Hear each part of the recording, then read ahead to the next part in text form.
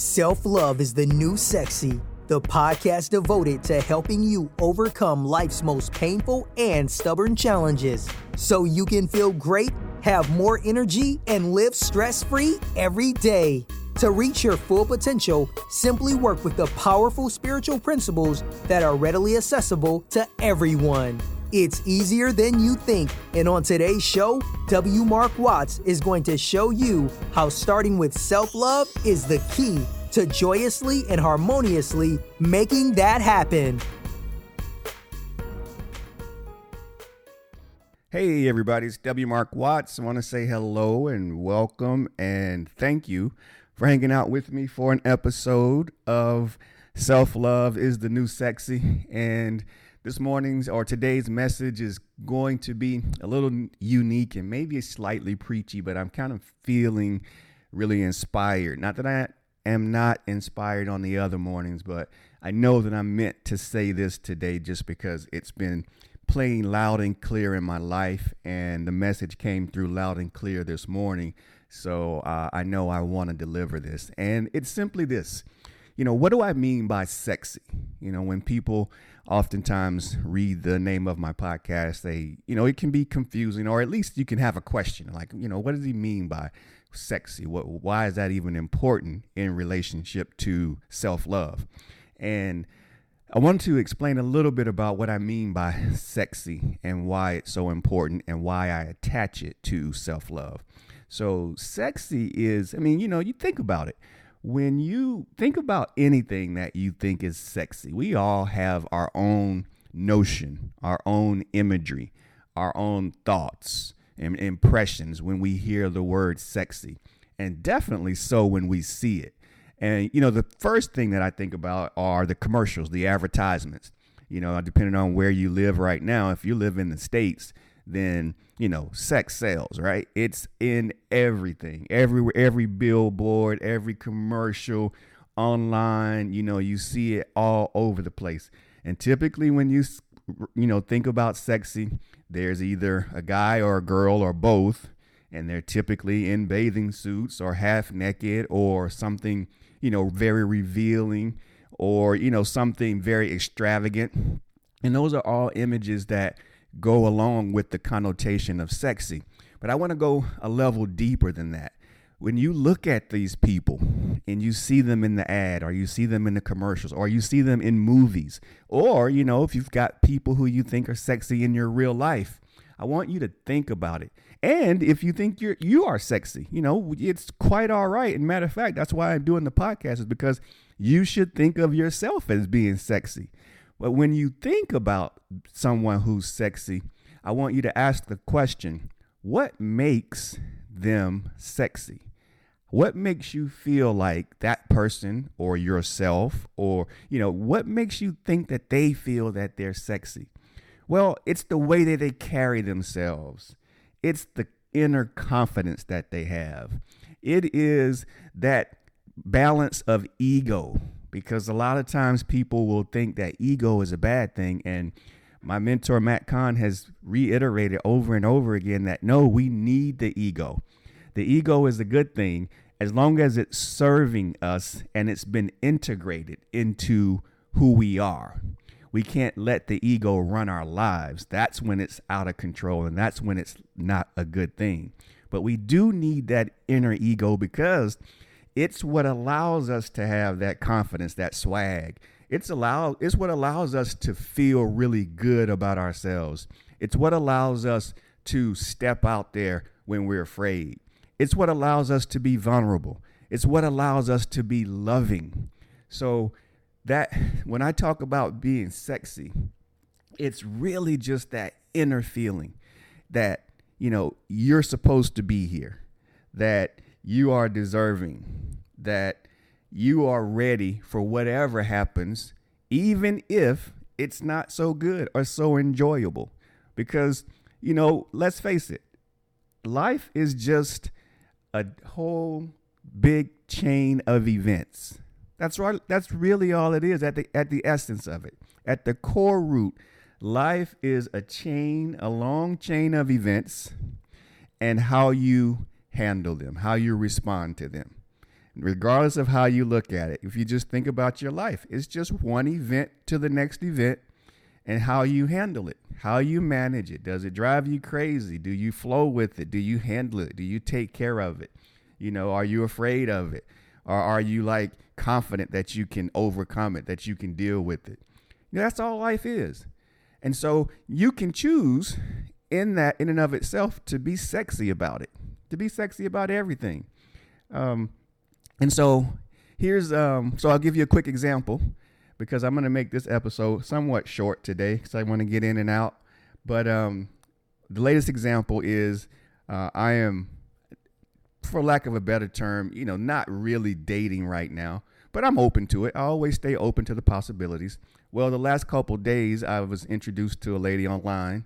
And so she and I have been talking for the past couple of days. And we're going to meet tonight and, go have Mexican and just, see what the real live interaction face to face is like, because we've done the online back and forth. So we've done the digital, which was cool. And then last night we did the voice to voice. So we talked on the phone for, a couple hours or so. And that went well, which is, of course, why we're going to the next step, which is to meet face to face. And I'm willing to admit that I feel a little excited to meet her. And, that excitement, it makes me a little nervous too. But for me, I understand what that nervousness means, because I'm an athlete and I'm a jock. So anytime that I was competing, I would always feel a little nervous before the start of the event or the game. And that lets me know that I'm locked in, that I'm engaged, that I'm really wanting to do well, and that I'm looking to have fun, right? It's just for me, it's the impetus to enjoy what I'm doing. And when I have that little nervousness and that excitement, that lets me know that I'm engaged, I'm locked in. And so I'm locked in, and I'm really excited and looking forward to meeting her. And the expectation is to have a great time, to meet another wonderful individual, another wonderful person, and just to see if there's something there beyond a platonic friendship. Because, of course, we met on a dating site. So the ultimate goal is always to move forward in a more of a dating manner. But if that's not there, that's fine. If it is, that's fine too. But it's good. It's going to be fun to just entertain that element in that space, because I haven't really done that for a couple years now. I mean, a little, I've had several misses, or a handful of misses here, and throughout those 2 years, that 2 year period. But this one is a little more interesting, and she's a lot more like me in personality. So it's going to be cool to kind of, interact with her face to face and in real time. So what I'm saying is, you've got to have that confidence to do those new things, to try those new things, to be willing to admit that you're a little nervous, that you're a little excited. Because why? That's who you are. And that's who we are as human beings. It's okay to be that, and it's okay to say that. Because when you do that and say that, that's what gives you the power. That's what gives you the confidence. That's what makes you sexy, right? That's what being sexy is being willing to admit how you feel and who you are, and being good with it, regardless of how other people respond or react to it. And so now I connect that to self-love. Self-love, loving yourself, taking care of yourself, being appreciative of yourself, being confident in yourself, being vulnerable, having that ego is what really makes you sexy. So when people look at you, they're like, whoa, that's something about that person. It's something about that person. There's a lot of things about that person that is attractive, that, is alluring, that is powerful. And the way that you do that is through self-love, by really honing in on who you are and appreciating yourself, and enjoying your power and your talents and your gifts, as well as your challenges, acknowledging your challenges and improving, where necessary, when you feel the need, and just allowing life to unfold and experiencing it its full breadth, being cool with it, the highs, the lows, the mids, everything. That's what makes you sexy. And so that's what I want for everybody to feel, because everyone should feel that way. That's our set point. But we allow, certain things that come up in our lives to knock us off of that goal. And that's not cool. We all deserve to be in that place of power, that place of confidence, to exude that integrated level of ego where we're comfortable in our own skin and who we are. And we're comfortable growing. We're comfortable making mistakes. We're comfortable stepping out and dating again. We're comfortable going after that new job or starting that new business. We're comfortable having those heart-to-heart conversations with our loved ones, our kids.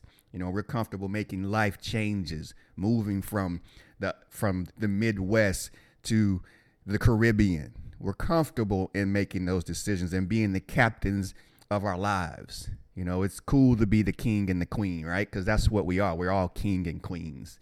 So we have to be that. So that's what I mean by sexy. So whenever you think about the title of the podcast, just keep that in the back of your mind, is that's what I'm talking about when I'm saying, self-love is that new sexy. Self-love is the way to that confidence, is the way to have that power, to maintain it, and to be the full king and queen that you really are. So I'm going to end on that note. Thanks again for hanging out with me. Subscribe to the show, leave me a comment, rate the show, let me know what your thoughts are, and stay tuned. And I look forward to speaking with you all again very soon. Bye now. You've been listening to Self-Love is the New Sexy with W. Mark Watts. If you enjoyed today's show, be sure to tell a friend.